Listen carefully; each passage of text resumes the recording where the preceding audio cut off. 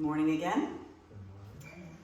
I am honored to offer this reflection that highlights our recent transition from being fully lay-led to having two professional ministers in our world leading and guiding us. This is a spiritual win.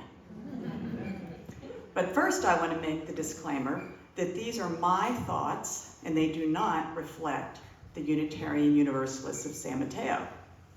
More about that later. Oh, it was a journey to get to this moment. In the beginning, back in April 2022, our settled minister of nearly 10 years had just stepped down while we were in the midst of renovating our sanctuary. After Rev Ben left, I began leading the worship associates. We didn't know what this year would hold without a settled minister, so we put one foot in front of the other and moved forward. God loved Charles Dumond and Sean Collins, who did much of the heavy lifting for worship, with others stepping up to pull it together.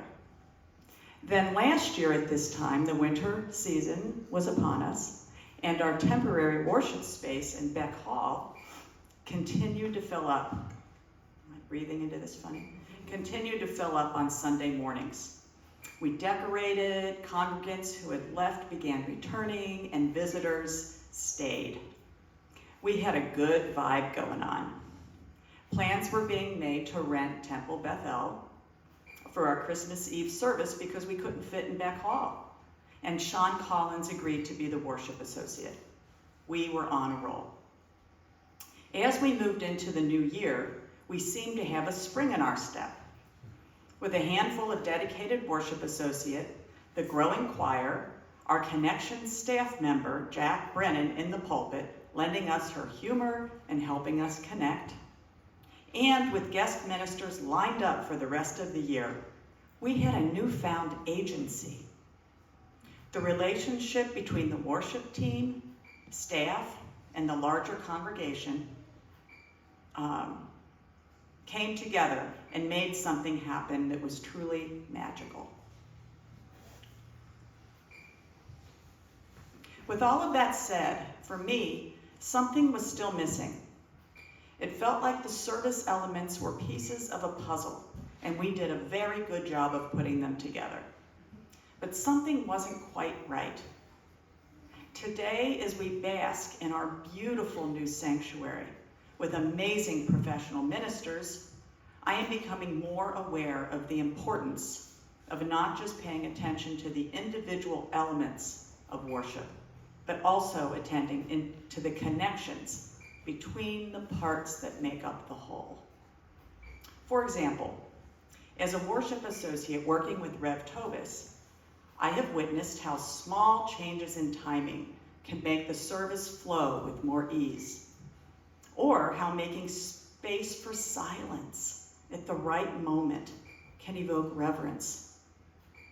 Then there's the bolder changes, like rearranging the chairs to create a feeling of connection and love. Go Rev Tovis.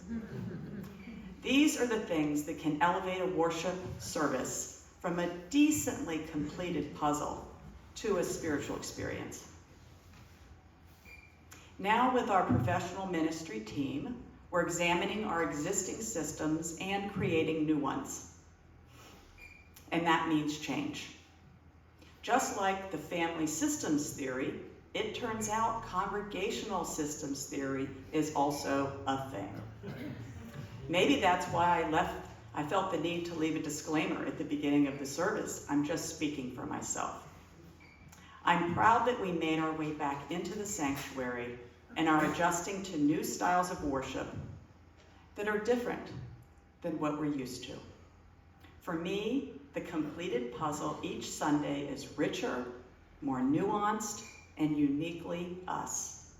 And I'm enthusiastically embracing the mystery in it all.